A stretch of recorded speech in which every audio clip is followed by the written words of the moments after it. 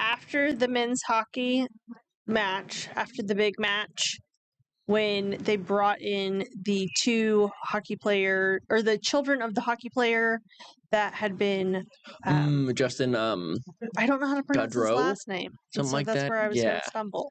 No, I'll take the hit. I'll take the hit. And so that was for sure the moment for me that was the best of the weekend of Olympic coverage. Good. Yeah. Was there anything you saw that's not in the rundown on Olympic coverage? Definitely. We don't get to talk about it again for another 4 years. Yeah. Today's the last chance. Definitely the Cloudberg, however you pronounce his last name, getting the 6 medals on 6 different races. That's pretty crazy. I don't know, beast mode for sure. If there's such a thing in Olympic coverage, we can say that. We can say that for sure. Cool. So okay. In all seriousness, let's talk NCAA because you're telling me that we may be seeing some rules come potentially for pant length. Yeah. So there are 2 different things that they want to talk about. Okay. Hit me with them both. Yeah. So targeting. It's been a problem for a while now. The indecisiveness to, penalize these players comes with you still want to make the game fun and contact worthy, but people can get seriously hurt.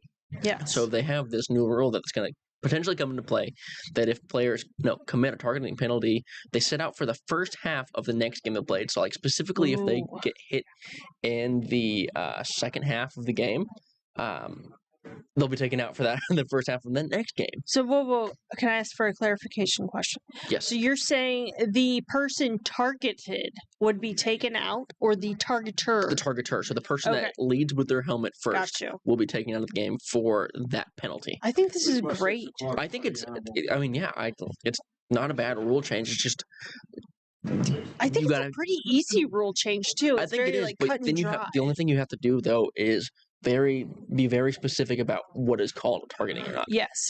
And so I'm hoping, I don't know, I don't read the fine line NCAA rule book for nighthime reading, but are there clarifications? There are. You what targeting is. Yeah, if you're leading, if you lead with your head, if you hit the crown of the helmet on the person's helmet, there's a couple other things that I'm missing also. But if you lead with your shoulder, you're fine. But if you lead with your head, no bueno. That's all I gotta say about that. And now, here's where things get weird. It's the equipment. Okay, we've heard all this controversy, especially in Norman. That's why I have OU's players. This makes me so excited. I love this. Regarding the pant length and other equipment. So officials apparently don't believe that inconsistently short pants look good in a team sport and can affect the placement of the thigh pads and knee pads, making it a safety issue. I get that. That's understandable. But he's not really getting hit half the time anyway. There's that. There's also other equipment-related infractions that could be punished with other warnings, such as having more than one mouthguard that we see a lot of cornerbacks have. Oh. Which I think is kind of weird also, because half the time they get snapped off. Right. So, I mean, I don't really know if I can fault.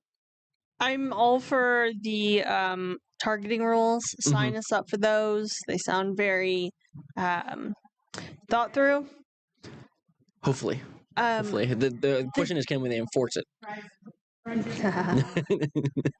And how many fans will get upset in the process of it being enforced the first year? Exactly. So many. But what's the double mouthguard situation? Can you explain that a little more? It's usually common with the skill players, like the corners or the wide receivers, all that. They have 2 mouthguards that they put on their face mask. Okay. So they just interchange the 2 clip-on kind of. Whatever play you're playing, you like one over the other for set play? Probably. Okay. It probably is just more of a in your head. Completely. But it's also, there's also the point where you could be hand fighting and that gets snapped off, so you might as well just put the other one on. Sure. Or I see the other side of it. It is something else for someone to grab onto. Yeah, exactly. But that's also a penalty sometimes, Correct. depending on what side of the ball you're on and how you do it. Yep. So I understand it. I think that one's just a little, how do I put this? Is it going in the weeds? Soft, maybe? It's kind of a softer rule. Yeah. I do understand the pant one, though. That makes sense. it just feels like it could have been enforced at a different time. That's what I was going to say. Is I feel like it shouldn't have gotten to this point. It should have been next in the butt. Oh, for a bit sure. back. For sure. Instead of, I'm like, well, you let a whole season elapse and let a lot of highlight moments be created with said shorts. Let the most efficient kicker in the college, one of the most efficient kickers in college football, not do his thing. Crazy. Yeah, I feel like it's a little late on that, but I understand the NCAA is ever evolving, and so ebbs and flows with changes. Understatement of the year for sure. I don't know, Avon. I think we should take a break coming up here. Right now-ish. Yeah, just about now-ish. Yeah. And then when we come back, how does Thunder basketball sound? Kind of exciting. No? Maybe so. Should we talk about your experiences on whenever that was? Friday night game. Oh, for sure. Oh yeah, let's do it. Okay.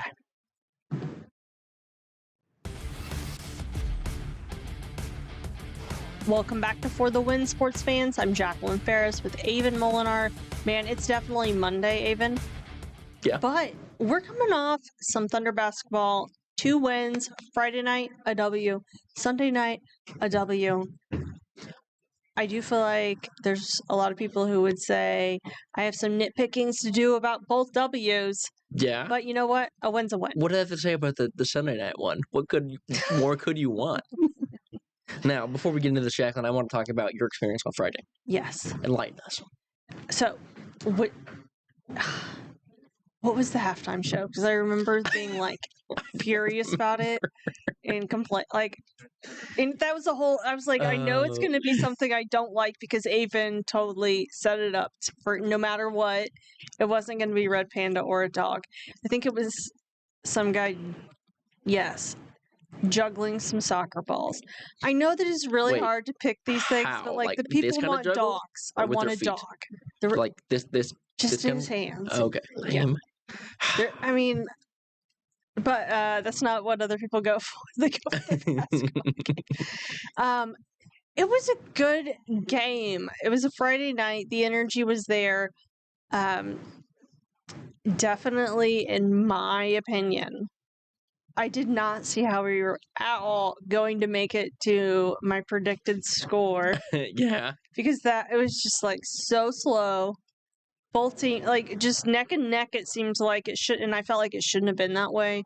And we really stuck it that way, low scoring until the third, and then at the start of the fourth, I said, I'm walking to my car. Oh, no. But the game picked up. We took a win. It was nice. The score was not far off your and I's prediction.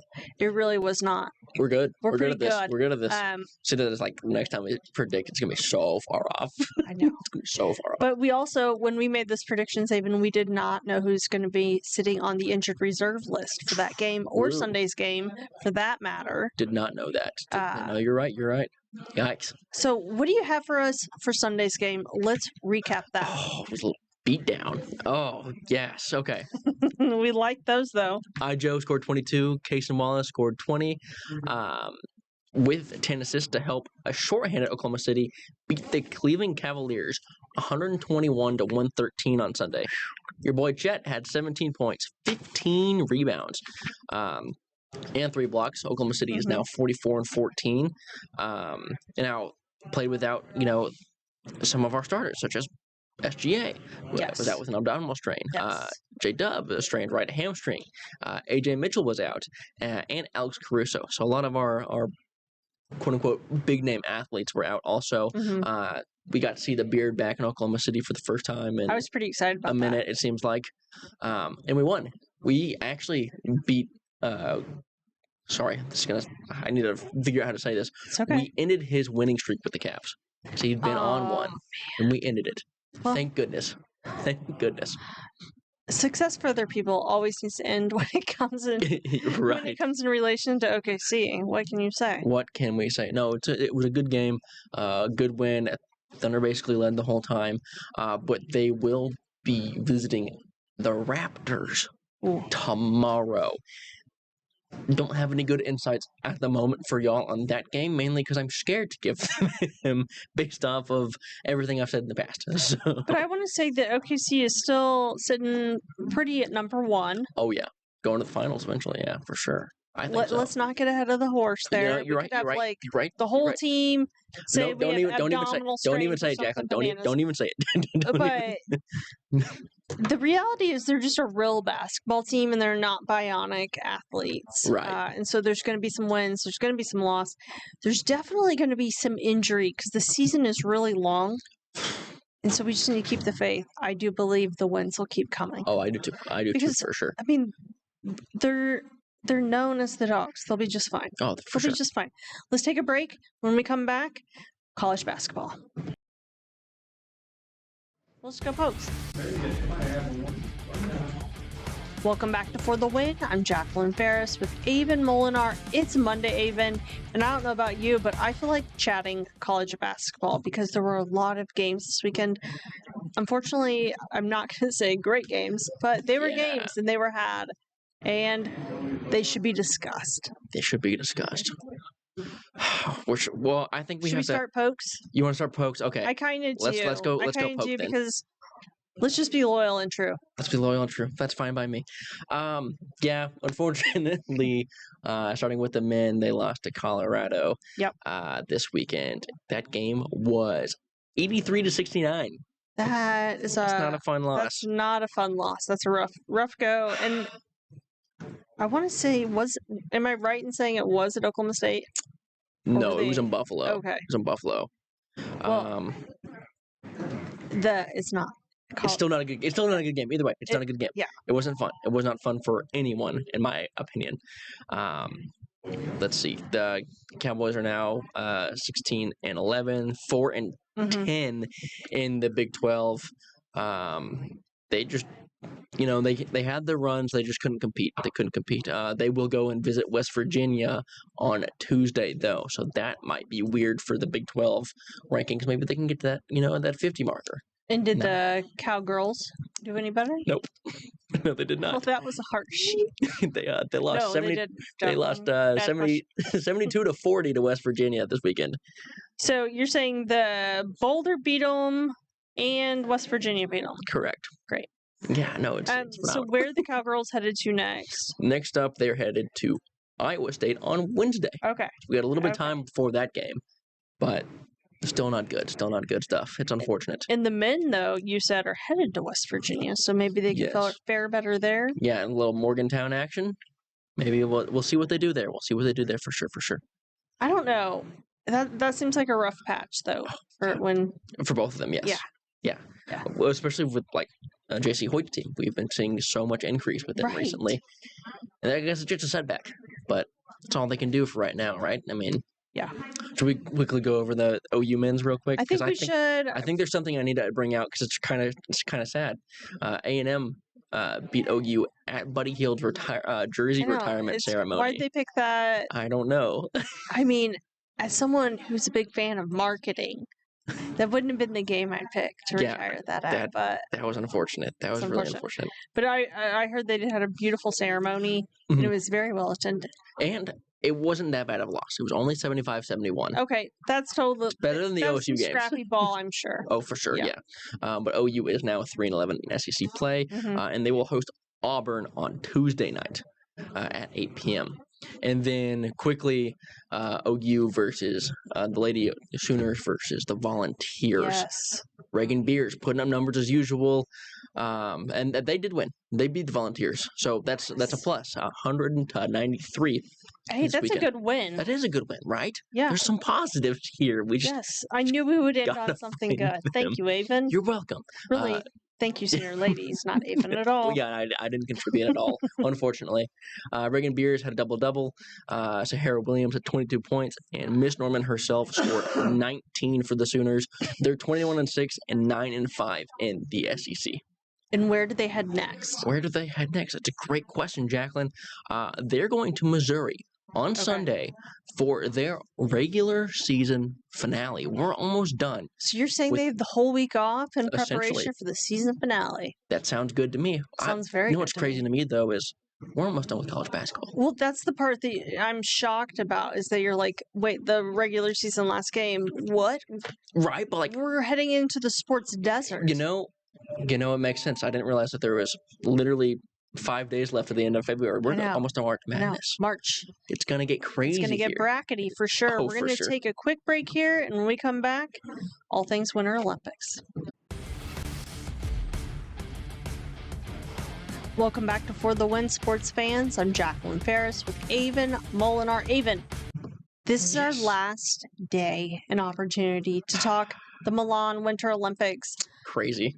I'm so disappointed they're over, except it felt like the right time to end because Team USA, great end. So good that they all took a picture like this. Woohoo! Nothing says we're getting another movie. Oh, I hope. Olympic movie out of this. We have to get a new movie. It's been 40 years. It's so cool. To the day. Kurt Russell's still here. Fact. He's still kicking. Put him back on. Oh, my gosh. He could be like the coach. Again. Hey, Disney, hear me out. Or whoever. Or whoever wants to make this movie. Let's do it, Avon. Let's do it. Okay, you want to make a movie? Let's make a movie. No, I don't like it. Oh, you don't want to make it? Okay. I don't have time in my schedule for that. No, touche. But seriously, this was, Miracle on Ice #2. Exactly. Another Miracle on Ice, if you will. Yeah. Great win, overtime win, 2-1 versus Canada. I want to take a moment to give a round of applause to the goalie. 41 saves. 41 out of 42 saves. That's insane. That's insane. His name is Connor Hellebuyck. Believe I'm pronouncing that correctly. And he is an absolute stud. Absolute stud. That's one of the reasons he won. He's one of the best goaltenders in all of hockey right now. Well done. So shout out to him. Well done to all the Olympians. Each and every one of the athletes on Team USA and those that supported Team USA over there, the coaches, the families, the fans. The fans for sure. Thanks for making a great Winter Olympics. Hats off to everyone that does that. Yes, well done to everyone. Should we take a look at those? Those final medal counts? Yes. Yeah, let's take a look. Okay, so for the 2026 Winter Olympics, this is what we're looking at. Okay, Norway, still in the lead. They got about 41 medals. United States has about 33. Italy has exactly 30, and then continues on from there. But I want to do something a little different, Jacqueline. Okay. Let's see where everyone ranks so far. In total, all-time history. Okay. Norway, blowing everyone out of the water still. Bit about... Oh, look at that. Yeah. They have over 400 total medals all time in the Winter Olympics. They really got that snow thing dialed in, I guess. I'd hope so. The U.S. is kind of close behind, about the 350 range. Germany hit that right at the 300 mark. And Austria hitting about that 275 area. Norway's absolutely killing it. That's about 175 gold medals right there. Wow. Absolute studs for sure. For sure. That's incredible. And so I want to go through and just tell people the final totals for Team USA. So, Team USA had 12, you said 12 golds? Yes. 12 silver and 9 bronze with a total of 33 medals this year. 33, yes. That's incredible. Absolutely incredible. Studs. So, Avon, are you going to say it? What were you looking forward to for next Winter Olympics? More ski mountaineering. Maybe more debuts of new events. Oh. Yeah. I didn't even think of that. That's kind of, ski mountaineering was the new thing. So I was like, so maybe there'll be snowboard mountaineering or something. Maybe. Hey, I don't know. Maybe I would actually love to see ice climbing added. Oh, that would be a good one. Yeah. As long as they're safe about it. I think it's actually possible. I think it's possible, but we are out of time. Another show tomorrow. See you here at 3 o'clock. Let's do it then.